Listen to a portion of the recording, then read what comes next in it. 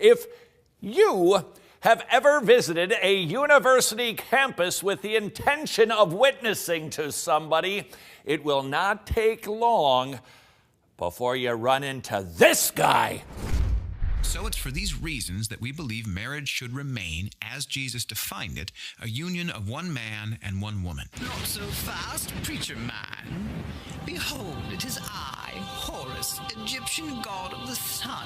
And while you were busy indoctrinating these idiots with your medieval mumbo-jumbo, I, Horus, was busy discovering a very ancient Egyptian scroll that will most assuredly unveil the heights of your hypocrisy and send your silly little Jesus cult crashing to the ground. And what is the name of this very ancient Egyptian scroll that you just discovered? www.atheistmixologist.neildegrasse-tyson is my homeboy / hey Christians, why you no follow your fairy tale book.blogtown.net.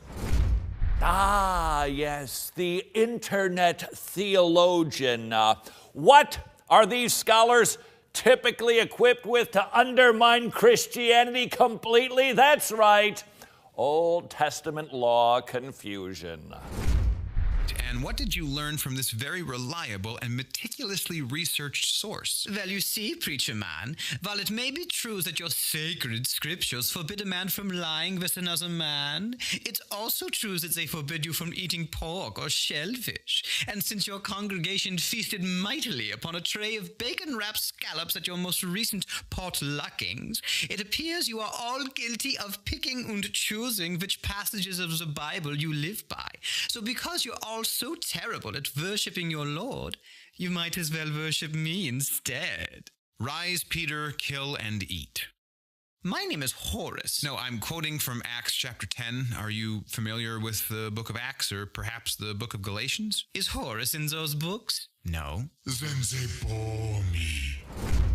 Ah, yes, the lack of willingness of the atheist to actually, study the Bible. What do we do with these canards?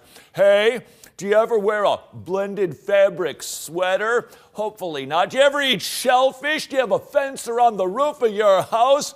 Those are Old Testament laws. What do we do with those? Well, I'm glad you asked. There are historically 3 ways of dealing with Old Testament laws. That's right. When we read the Old Testament and we see the column after column and just more laws and how to punish and how you're supposed to think, how you're supposed to act, what you're supposed to eat, historically, I have understood there to be 3 ways of dealing with those. Do those apply to us? Do they all just go away?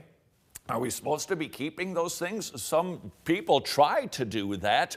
What are the 3 historic ways? Number 1, all Old Testament laws gone. Why? Because of Hebrews. The book of Hebrews is about better. Jesus is better than angels. He's a better high priest, and we are living under a better covenant prophesied by Jeremiah, fulfilled in Jesus Christ. Therefore, the old covenant completely, every single law gone. Unless the New Testament says this one is still in place, or unless there is a principle from those laws that would carry forward. What sort of principles?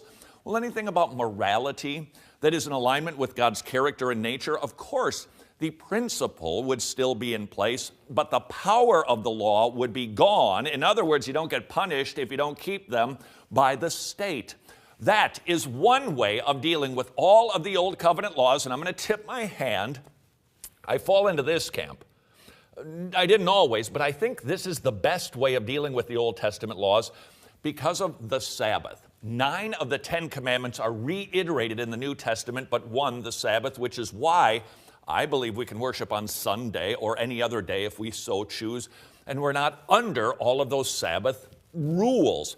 The number 2 way of dealing with all of the Old Testament laws is just the opposite of this. All of the Old Testament laws are in place unless the New Testament says, pfft.